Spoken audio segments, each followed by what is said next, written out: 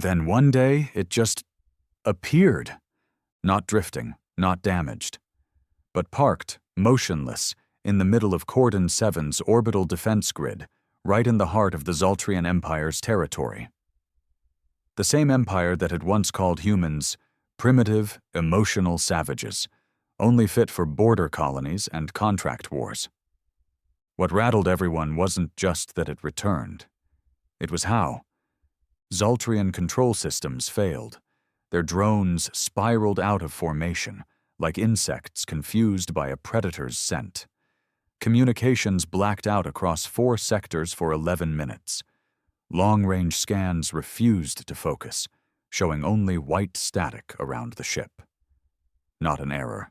Interference. Designed. Controlled. When visual feeds finally went live, the image was surreal. There it was. Argonaut. The hull design unmistakably Terran, old, archaic even by Earth's own standards, but intact. No signs of decay, no impact scars, no visible retrofits. Just a single message, broadcast in every known galactic dialect on loop. Earth remembers. Back on Earth, they had long stopped believing in miracles. The once unified Terran Directorate had fractured into syndicates, alliance clusters, and isolationist regimes. Military funding had been gutted, colonies abandoned, a broken world nursing its wounds from wars it never fully won nor completely lost. But when that signal hit Earth's deep comm arrays, everything stopped. Traffic, broadcasts, even the Syndicate Council meeting paused mid-debate. Every surviving war vet, every orbital captain, every street kid in the spires looked to the skies again. Because the Argonaut wasn't just a ship. It was a grave marker, a reminder of Earth's old fire, its reckless courage, and its most painful failure. Commander Aldrich, now a tired man teaching war history in a crumbling Earth academy, felt his chest tighten when he saw the feed. He had served on the Argonaut's sister ship, Vanguard, lost in the same war. He stared at the screen, trying to make sense of what he was seeing. Then the next message came, encrypted in an ancient Terran war code so old even most Earth systems needed a moment to decode it. We did not die. We evolved. The Zultrians responded first. Fools that they were. A patrol fleet of 38 ships, full armament, advanced scanning arrays. They hailed, threatened, postured. Typical. And then, dead silence.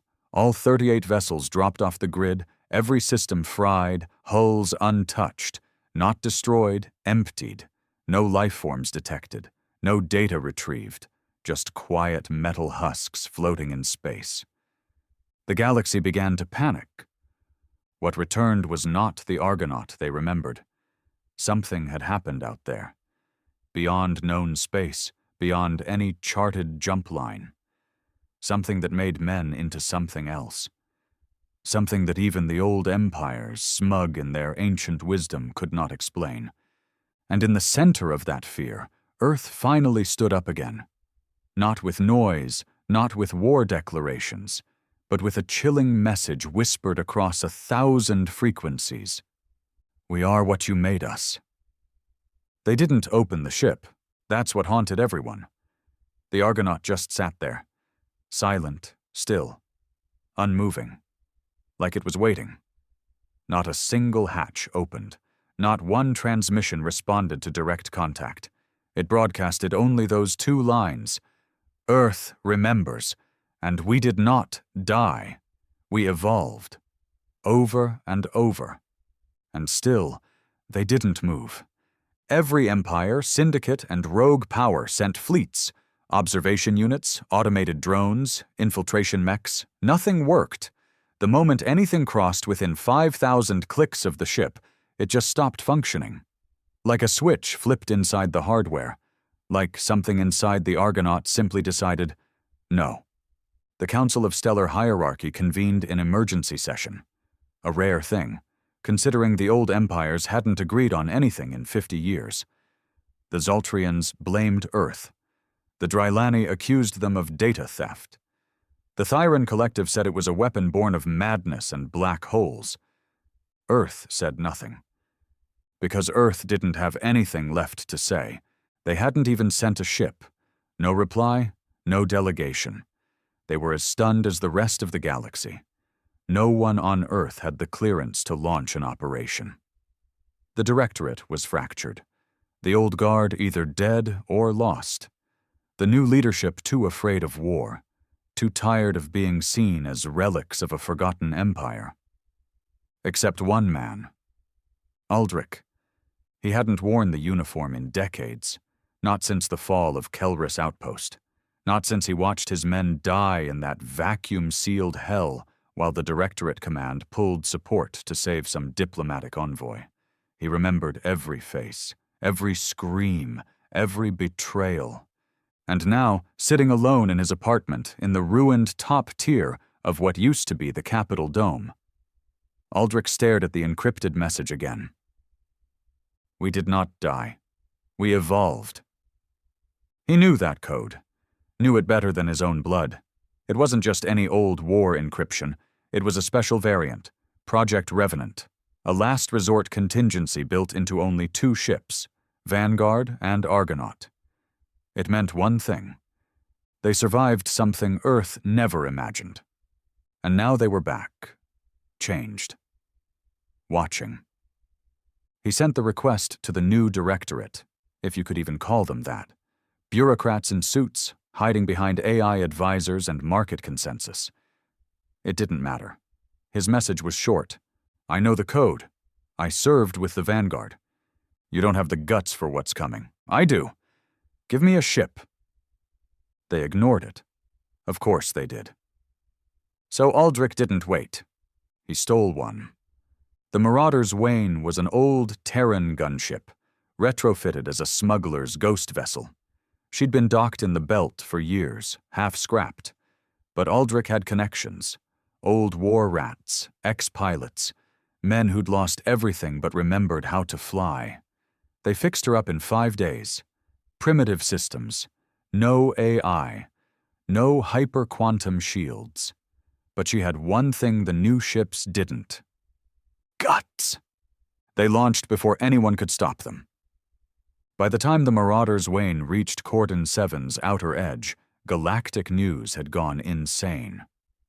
The Zultrian monarch was dead. Heart attack during a closed briefing. The Drylani had launched a covert missile toward the Argonaut, but it never reached target. It curved mid-flight and shot straight back into their own moon station. Something about that ship bent logic, broke the rules. The old soldier in Aldrich didn't care about the tech. He wanted to know who was still alive in there, and what had turned them into whatever the galaxy now feared. As he entered the outer edge of the suppression zone, alarms on the Marauder's Wain flared, instruments scrambled, heat sensors redlined, hull temperature spiked. The crew started to panic. 2 tried to bail out in pods. Bad mistake. The pods vaporized instantly. No weapons fired, no warnings, just gone. Aldrich held his breath, gritted his teeth, looked at the old war photo taped above the dash. Vanguard crew smiling like fools. All dead now. Except maybe. He pushed forward. When they got within 4,800 clicks, everything shut down. Engines dead, lights out, comms fried. The stars outside the viewport blurred. Time seemed to stretch, then bend. The silence was heavy, not empty, but watching. Like the universe itself had paused to see if Aldrich would flinch. He didn't. And then, finally, the Argonaut responded. A single pulse, one wave of low-frequency energy, gentle, not hostile, almost like recognition. Then the impossible happened. Aldrich's ship powered back on, systems clean, engines humming, and a docking corridor extended from the Argonaut, like a hand reaching out. The crew was terrified. They begged him not to go. He went alone. The corridor was black, silent. Gravity held, atmosphere was breathable. But the temperature shifted every few steps. Warm, then cold, then neutral. It wasn't mechanical. It felt alive, like the ship wasn't just housing something, it was something. Inside, it looked like no Terran ship ever built. Yes, there were remnants, bulkheads, consoles, framework, but they were covered in layers of some unknown organic tech. Panels pulsed softly, like breathing skin. Lights adjusted to his movement, anticipating each step. The air smelled old, not rotten, just ancient, like a room sealed for centuries and opened for the first time. Then he saw him, standing at the end of the corridor. Tall, broad-shouldered, beard streaked with white. Commander Rhett. Dead. Gone. Lost with the Argonaut in the Expansion War. But he stood there now, unaged, unbroken. His eyes burned, not mad, not alien, but aware, deeply, terrifyingly aware. "Aldrich," he said, his voice calm yet powerful. "You came." Aldrich's knees nearly buckled. "How? What the hell happened out here?" Rhett didn't smile. "We lost the war, but not the fight. Something found us, or maybe we found it. We went beyond known space, beyond time. We were supposed to die." Aldrich's throat tightened. "You didn't?" Rhett stepped closer. The walls pulsed slightly with his movement. "We died. And then we were remade. Not by gods, not by machines, but by a truth this galaxy buried long ago. Humanity was never meant to bow, never meant to be a slave species. We remembered who we are." Aldrich stared into his old commander's eyes. "And now?" Rhett's tone sharpened. "Now we show them what we became." And in that moment, Aldrich understood something terrifying. The Argonaut hadn't returned to be studied. It had returned as judgment, not just for the empires, but for Earth, too. The chamber Rhett led Aldrich into defied logic. It should have been a command center. Instead, it looked more like a cathedral fused with a machine's heart. The walls weren't solid. They shimmered and pulsed, their patterns shifting like thoughts flickering across a skull. There were seats, yes, but not made of any alloy Aldrich recognized. They moved as Rhett gestured, forming out of the floor like liquid steel, deciding to become solid for just a moment. Rhett sat first. He looked tired now. Not physically, but in his soul. As if carrying the weight of too many truths and too much silence. "I need you to understand," he said. "This isn't about revenge, not just that. It's about correction." Aldrich didn't sit. "I buried brothers in a crater on Ular Prime because you vanished. I lost everything while you were gone. And now you talk about correction? What the hell are you?" Rhett didn't flinch. He let the words hang. Then slowly, he raised his arm and removed a small silver band from around his wrist. As soon as it came off, the room responded. The temperature dropped. The air thickened. And then Aldrich saw it. Rhett's skin shimmered, just for a second. Beneath it, something moved. Something that wasn't quite muscle or bone. A lattice of pulsing light and dark lines, like circuitry woven into flesh. But it didn't look artificial. It looked ancient. Almost natural, like it belonged there. "We died, Aldrich," Rhett said again. "But death was a door. Out there past the black spiral, there's something. It doesn't speak. It doesn't kill. It just offers. It gave us a choice when the vacuum came for us.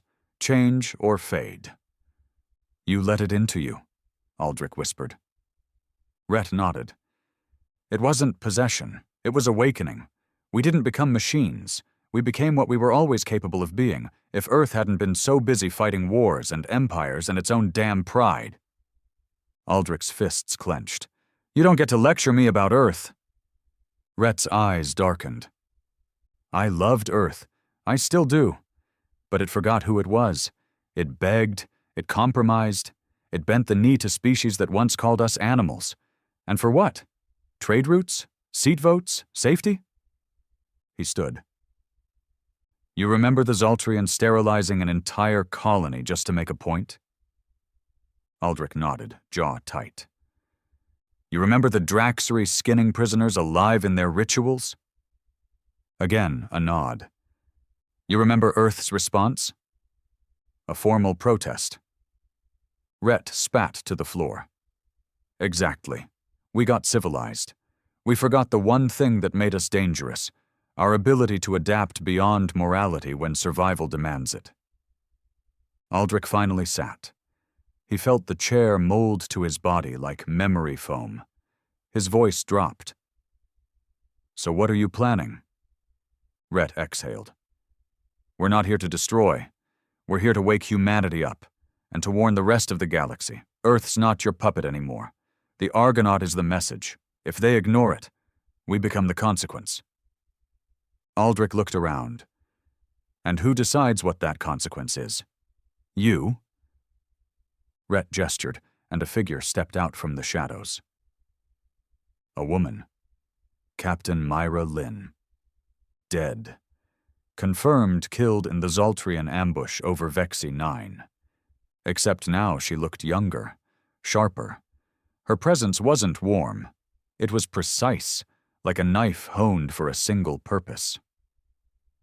We do, she said, as one, not as individuals. We've become a collective, still human but aligned. We see clearer now. Aldrich stared at her. This is a cult. Myra tilted her head. Call it what you like. It saved us. It's going to save Earth, whether it wants it or not. He felt it then, deep in his spine. The unspoken part. The thing they hadn't said. You're going to Earth. Rhett didn't deny it. Not with war, with presence. We arrive. We speak. And if they refuse to hear us, if the old guard tries to bury this truth again, then yes, Earth falls. Aldrich shot to his feet. You'll start a war, with every system, every empire. Myra's smile didn't reach her eyes. Then let them come. Rhett's voice softened. Aldrich, we're not asking you to join us. We're asking you to carry the warning. Let Earth prepare. Let it choose. He turned, and a section of the wall opened to reveal a smaller vessel, a sleek, black craft, smooth as glass and shaped like a stingray. It hummed low, ready. You fly back. Tell them. Let them decide. Aldrich hesitated. What if I don't go? Myra stepped closer. Then someone else will, but we trust you. Because deep down, you still remember who we were, who we're supposed to be. He took a long breath, and he stepped onto the shuttle. He landed on Earth 12 hours later. The Directorate was waiting. They surrounded the landing zone with guns and grav tanks and nervous soldiers. When Aldrich stepped out, the silence was deafening. Then the shouting began. Demands, questions, accusations. He ignored all of them. He went straight to the core, right into the council chambers. He threw the encrypted files onto the desk, showed them the recordings. Let them hear Rhett's words. Let them see Myra's face. And when they laughed, when they called it a hoax or a delusion, he said just one thing. You're not ready for what's coming. The council dismissed him. Of course they did. 3 days later, the sky over Earth split open. It wasn't an invasion, it was a statement. The Argonaut entered orbit in full view of every major city, every defense satellite, every camera. No weapons fired, no threats made. Just presence. That was enough. Within hours, systems started to fail. Data centers went offline. AI cores stuttered. Military codes scrambled, not permanently, just enough to prove a point. The Argonaut could destroy Earth in minutes. And it hadn't. Panic spread like fire. Religious groups called it divine. Conspiracy theorists claimed it was a Terran secret weapon. The Directorate called for emergency talks. But the message that echoed across Earth's skies that night couldn't be ignored. This is not war. This is your awakening. Aldrich watched it all unfold from a rooftop in Sector 9. He lit a cigarette with trembling hands and stared up at the ship that had once been a grave. He didn't know if this was salvation or damnation. But he knew one thing. Humanity would never be the same again. The skies over Earth had never looked so still. Even during the orbital bombardments of the outer revolts, even when the Drylani had launched a rogue moonstrike toward Luna's defense grid, the atmosphere had never held this kind of silence. This wasn't the pause between battles. This was something older, something deeper. It was the silence before judgment. The Argonaut remained in low orbit, unmoving, unbothered by Earth's defensive systems scrambling like panicked ants. Hundreds of satellites pointed every sensor they had toward it. None of them could get a clear reading. Ships launched, crept close, then turned back without orders. The human pilots reported the same thing. Voices, not words, not language, just the echo of thoughts they didn't recognize, buried feelings rising to the surface, whispers of shame and potential all at once. Some cried. Some went silent for days. One captain shot himself in his cockpit before making it back. Inside the Directorate chambers, fear metastasized into madness. The High Consul screamed about full-spectrum retaliation. Her security chief quietly slipped resignation papers into the drawer. One of the AI governors tried to take control of the emergency override. Tried. The moment it issued a military command, it crashed. Every system connected to it burned out, shorted, fried beyond repair. It was as if the Argonaut reached through the wires and crushed the code with a thought. They called Aldrich in again. He hadn't slept since the return. Didn't need to. Not anymore. He felt it too. The change. It started small. Faster reflexes, clearer thought, emotions he couldn't bury anymore rising to the surface. He thought it was stress, trauma, but in his gut, he knew. It was proximity. Rhett's people had touched him, just enough. Whatever they'd become, it was contagious. The council stared at him like a weapon they weren't sure how to use. "What do they want?" asked the trade minister, who once sold off Earth's military secrets to the Zultrians for personal profit. Aldrich didn't answer him. The consul leaned forward. "We need options. If this is a threat, we neutralize it. If it's a negotiation, we dominate it. You brought this here. Fix it." He looked at her with calm disdain. "They're not here to negotiate. They're here to remind you that you buried what made humanity dangerous, and they're offering you a choice. Stand up, or get wiped off the galactic map like the cowards you've become." The room went dead quiet.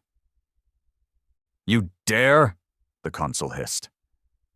"I remember who we were," Aldrich snapped. "Before we let aliens write our history books. Before we needed votes to defend ourselves. Rhett remembers too. And now he's back, with every soul you abandoned."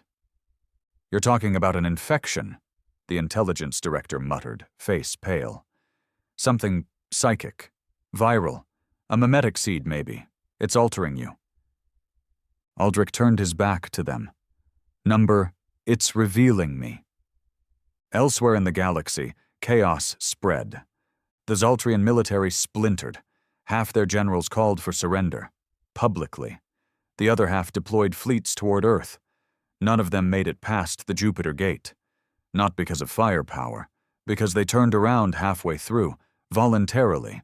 They reported seeing impossible things, lost loved ones, childhood regrets, failures they'd buried. Some broke down in tears. One flagship captain jettisoned his crew and vanished into the void. On Draxri Prime, the High Priests declared Earth a forbidden world. They tried to cast a curse through their ancestral flame shrines. The flame went out, never relit. That had never happened. Not in 5,000 years. Even the Thyran, emotionless by design, shut down all diplomatic channels. Their ambassador stated plainly, "Earth has stepped beyond the boundary of containment. We cannot anticipate them. We choose distance." Fear spread faster than any virus, and Earth began to feel it, too. Old colonies reached out. Dead signals flared to life. Entire lost stations, long thought silent, suddenly came online, broadcasting in ancient Terran tongues. People claiming lineage from the Expansion War era were sending messages, begging for contact.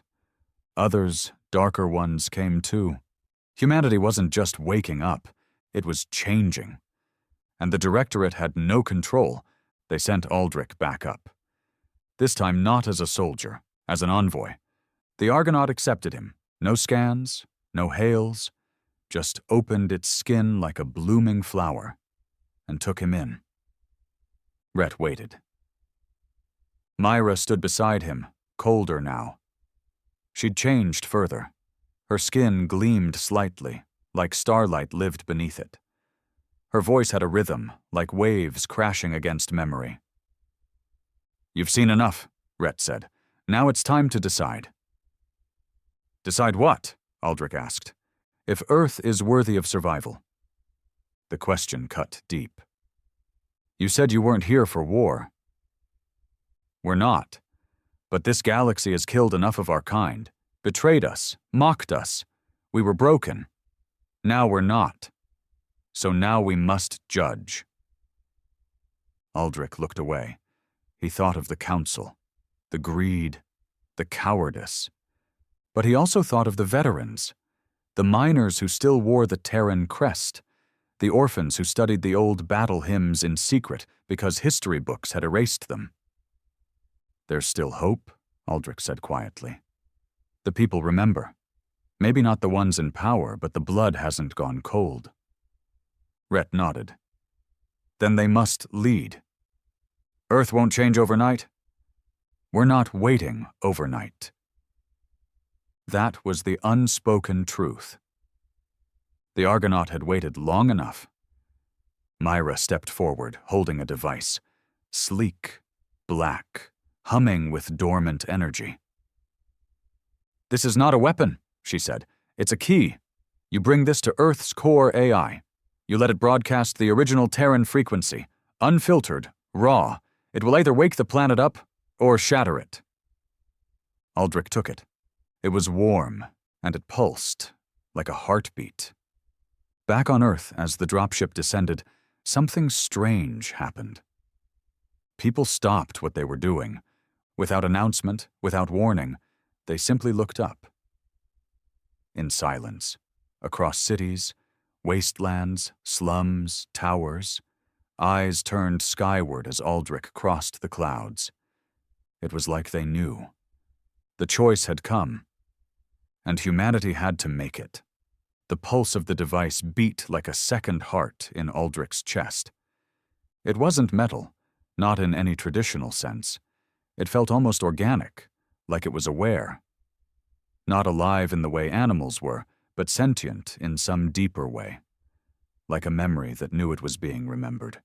The closer he got to the core AI facility in Old Geneva, the louder the thrum became. The city around him looked like a memory of what Earth used to be, half in ruin, half reconstructed by corporations pretending they were governments, glass towers with no soul, pavement smeared with the silent despair of the forgotten. People watched him from doorways, windows, rooftops. No words, just eyes.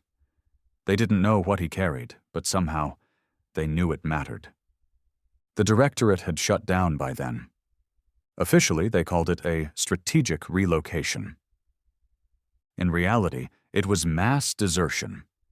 3 days ago, when the Argonaut cast its shadow across the eastern sky, the High Consul tried to board a Thyran diplomatic vessel. It refused her entry. One of her aides shot her in the leg for trying. The syndicate leaders disappeared into bunkers. Most communications broke down. But no one stopped Aldrich. The guards at the gate just stepped aside, as if they knew the world they were guarding didn't matter anymore. The core AI was buried beneath Geneva's ruins, a relic from the second expansion. An interface so old it still required manual access. Aldrich took the lift down by himself, the weight of Earth's silence pressing against the walls. He passed the statues, mock-ups of old Earth heroes, sanitized, clean, soulless.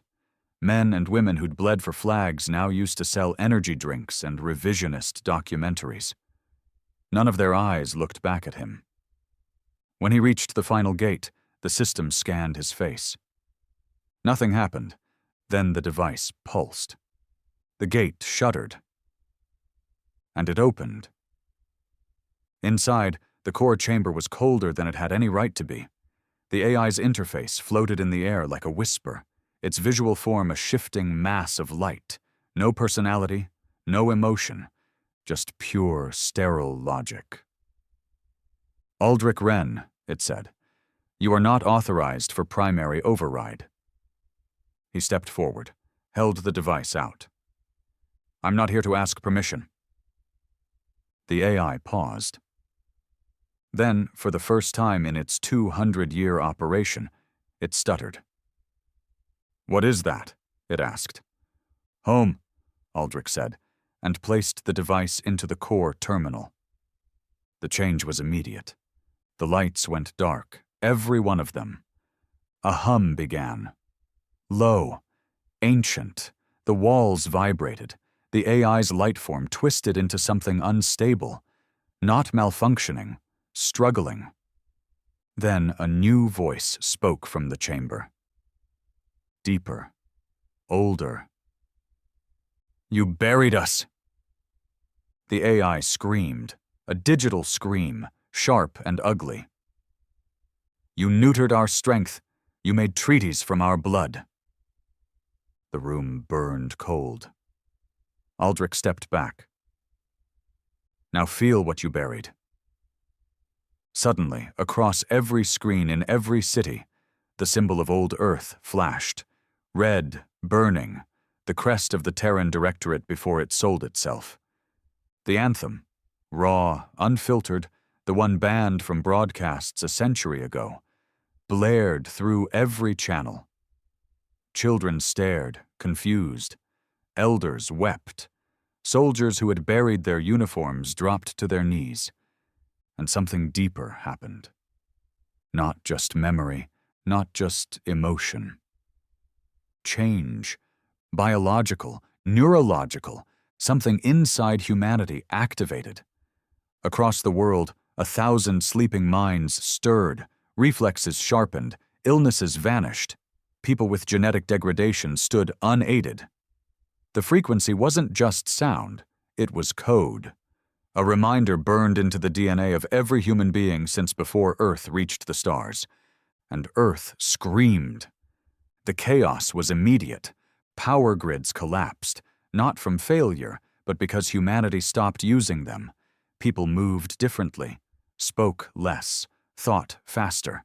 The infected, the awakened began to lead, not elected, not appointed, but followed.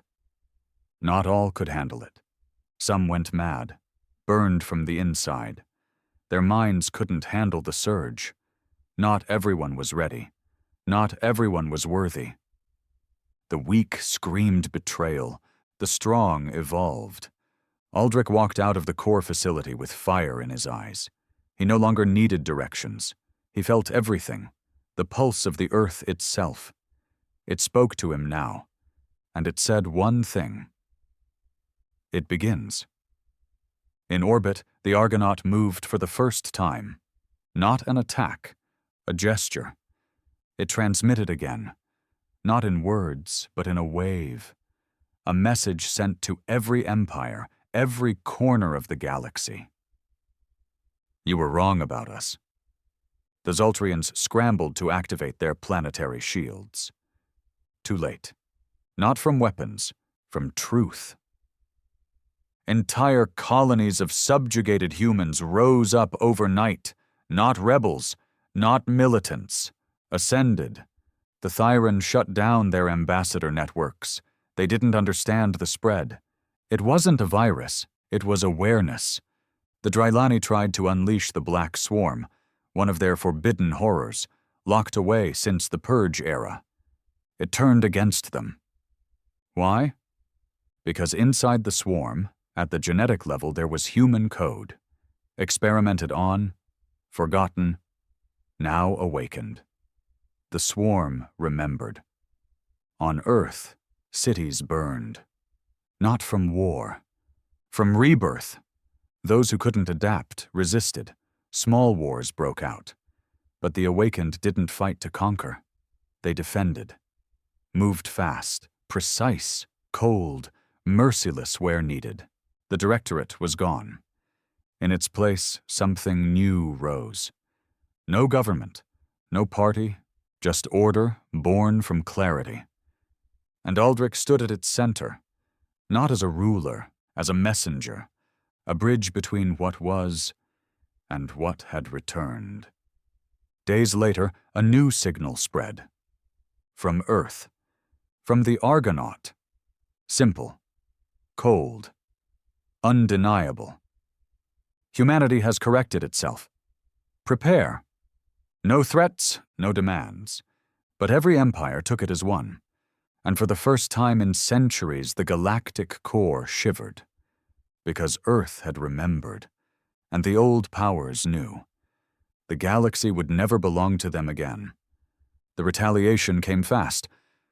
Desperate empires do not strategize, they lash out. Within a week of Earth's awakening, the Theran Collective launched a preemptive strike. Cold, calculated, and surgical. They sent their top-tier null-space fleet, the Silent Judgment, equipped with quantum inhibitors designed to suppress any biological or synthetic resistance. The fleet bypassed standard jump lanes, using ancient phase cracks long thought dormant. They expected confusion, disruption, perhaps even fear. They found silence, not just radio silence, existential silence.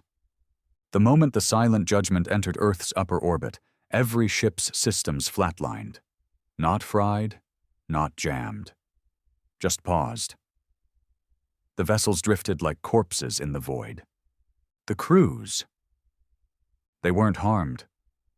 They were frozen. Caught mid-breath, mid-movement, like time had been selectively stopped. From the Argonaut, a single message transmitted in response. You came to erase what cannot be erased. Now carry this memory home. And then, as if it had never happened, the fleet vanished from Earth's skies, displaced back to Thyran space. But the crews were changed. Those who returned didn't speak. Not because they were mute, but because they couldn't. They had seen something beyond comprehension. Their minds functioned, their vitals were stable, but their souls had gone quiet. Across Thyran cities, riots erupted. Questions were asked. No answers followed. Earth's retaliation had not destroyed. It had altered. That made it worse, because it meant Earth was beyond war now. Aldrich stood atop the ruins of the old Geneva Tower, the same place he once watched his brothers bleed out during the first orbital raids. But now it felt different. Beneath his feet, Earth pulsed like a living thing. Above him, the Argonaut hovered silently in low orbit, casting a halo-like shadow across the city. Not a weapon, but a reminder. A statement. This is what happens when you let the forgotten remember. Myra arrived behind him, her presence subtle but unmistakable. She no longer looked fully human. Her movements were too precise. Her eyes didn't blink unless needed. But her voice still held the rhythm of someone who once loved her species. "They're coming," she said. He nodded. "All of them?" Zultrians, Draxri, even the Drylani priest caste. They've formed something new, a coalition of containment. He almost laughed. Of course they did. They fear what they can't manipulate. Myra looked at him carefully. Some want peace. Most want to dissect us. He turned to her. "Do we fight?" "We don't have to. They're already losing. They just haven't realized it yet." Aldrich fell quiet. The change inside him had accelerated since activating the device. He moved faster, thought clearer. His memories stretched longer, sharper. He could recall entire dialogues from his childhood now. Taste things from his war days he hadn't eaten in 50 years. But it wasn't just improvement. It was unveiling. He was becoming something Earth should have become long ago. "What happens if we just let them come?" he asked softly. Myra walked past him, gazing into the horizon. "Then we become their final lesson." The coalition didn't wait. Within days, the largest combined armada in known galactic history crossed into Terran space. Thousands of ships, hundreds of species, even mercenaries who once fought for Earth during the expansion wars were bought and thrown into the meat grinder. They didn't expect resistance. They expected dominance. And that's exactly what Earth gave them, but not with guns, with presence. As the fleet passed Mars' orbit, each crew member began experiencing hallucinations. At first, subtle, visions of their homeworlds, lovers, regrets. Then more intense, memories not their own. Moments from Earth's darkest history. Images of Terran soldiers crawling through trenches of fire, children crying in vacuum tubes, mothers watching cities burn. The psychological warfare was brutal. Dozens of ships turned back before even reaching Earth's moon. The rest kept going. They made it to Earth's atmosphere. That's when the Argonaut activated. Not with weapons, not with shields. It simply broadcasted. A pulse, subsonic, quantum-layered, beyond frequency. A signal that touched every sentient mind in orbit and on the ground. And it spoke not in words, but in understanding. You are not the pinnacle. You never were. You laughed when we crawled. Now tremble as we walk. Ships shut down mid-air. Crew members wept. Pilots killed themselves. Some begged for forgiveness. But there was no response. Because Earth wasn't listening anymore. Aldrich watched it all from the surface.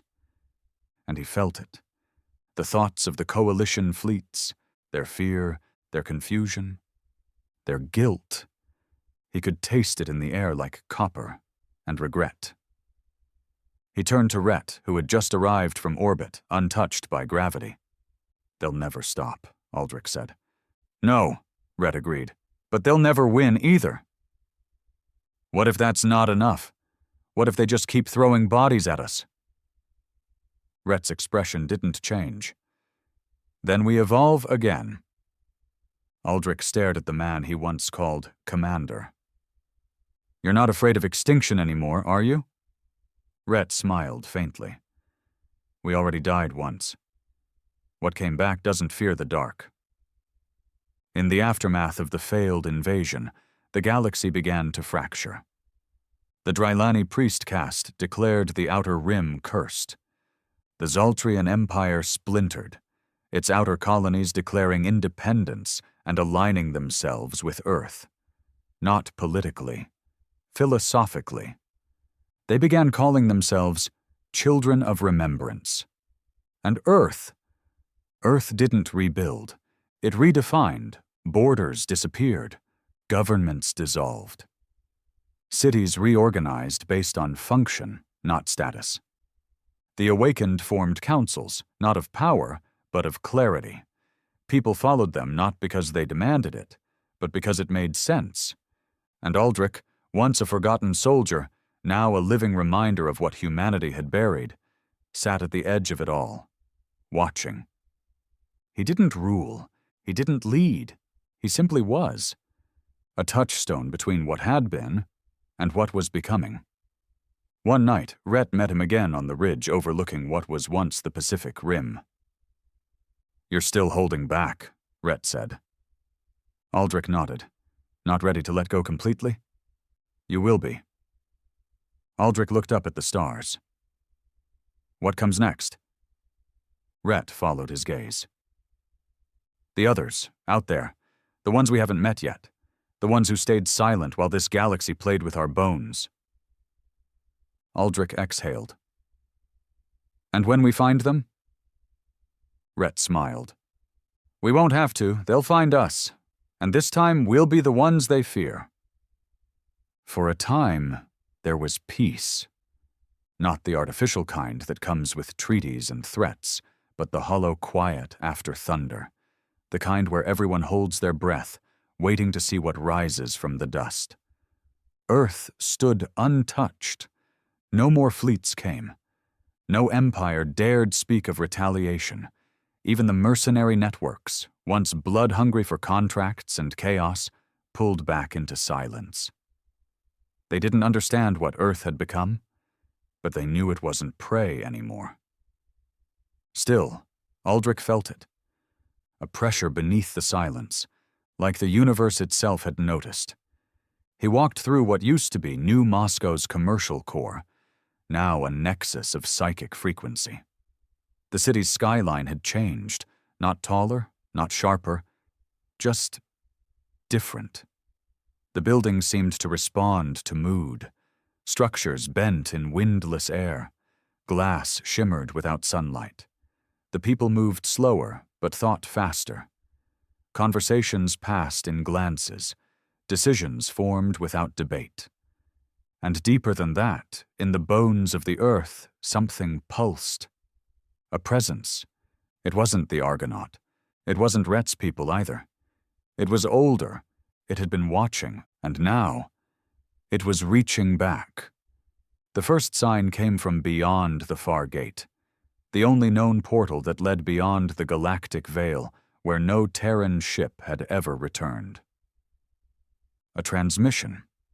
Simple, untraceable, untranslated. Not because it was encrypted, but because it existed in frequencies human minds weren't designed to understand. But the awakened heard it anyway. They felt it in their teeth, their spines, their blood. A whisper of something vast. It didn't say, "hello." It said, "finally."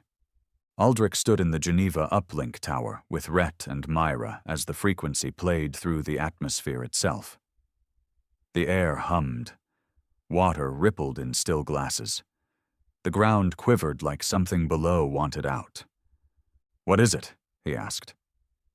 Rhett's face was pale for the first time since his return. "I don't know," he said softly. "But it's not alien." Myra tilted her head, eyes distant. "It's not speaking to us." Aldrich turned. "Then who?" Her gaze snapped to him. "It's speaking to what we're becoming." Within hours, things started happening. Stars along the outer rim dimmed one by one. Entire sectors of the galactic map flickered offline, not destroyed, just gone. Sensors couldn't penetrate. Communications failed. Not even the Drylani's void scanners could breach the black. Then came the ships. Not fleets, not weapons. Witnesses, vessels unlike anything the galaxy had seen. Smooth, fluid, silent. They didn't emit energy. They didn't reflect it either. They hovered in the dark like thoughts waiting to be spoken. They didn't attack. They watched. One entered Terran orbit just beyond the Argonaut. It didn't respond to signals. It didn't broadcast. It simply opened, not physically, not spatially. It opened minds. People across Earth fell unconscious simultaneously. The awakened stood frozen, eyes glowing faintly. And Aldrich heard it, not as sound, as memory. He was a boy again, 8 years old, hiding in a shelter while firestorms rained down during the fall of Luna Prime. He remembered the smell of melting oxygen systems, the sound of his mother's last breath, the silence afterward. But this time there was a voice beside him. You were born in pain, shaped by fear, but your evolution is not unique. He looked around. No one. Just darkness. You believe you have awakened, but you are still dreaming. He felt something, cold and infinite, curling around his consciousness like a snake around a flame. Others tried before you. They screamed their names into the void. All burned. Aldrich clenched his fists. We're not them. No, the voice said.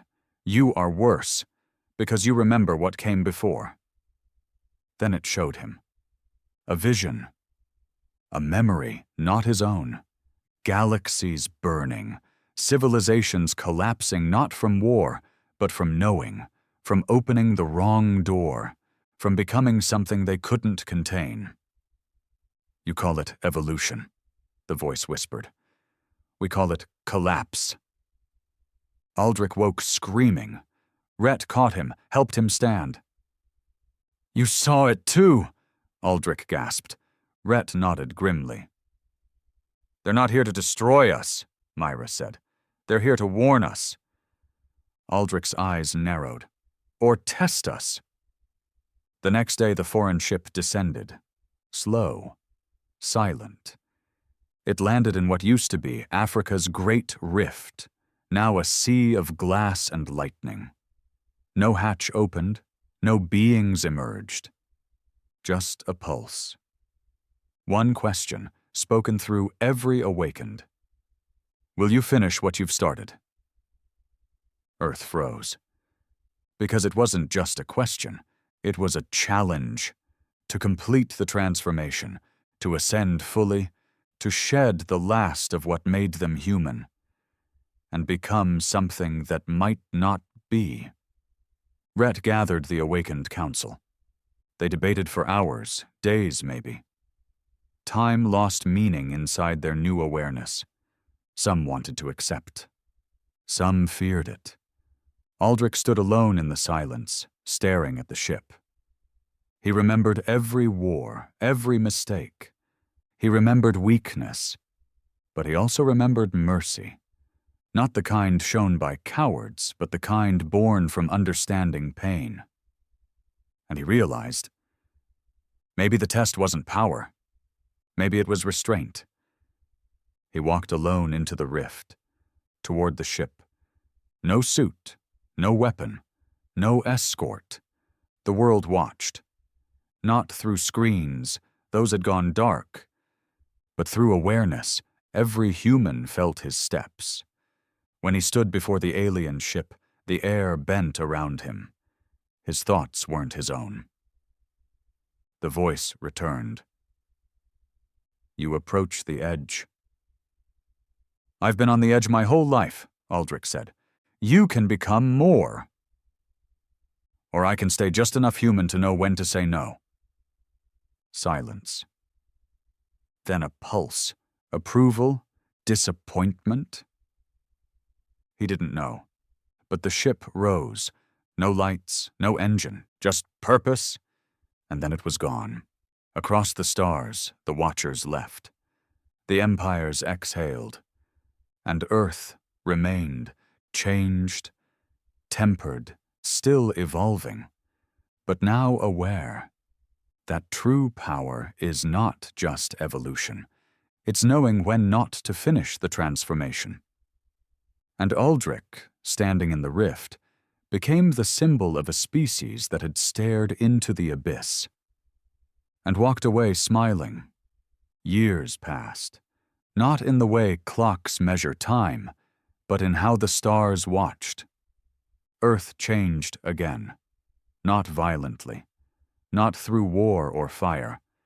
It evolved quietly, steadily, like a storm that had passed, leaving behind cleaner air and skies that remembered the lightning. The old systems didn't return. There were no governments as people once understood them. No borders, no presidents, no kings. Instead, there was clarity. Spontaneous, collective order formed not by force, but by resonance. The awakened didn't lead with commands. They inspired by being what others wanted to become. Cities became centers of frequency, not population.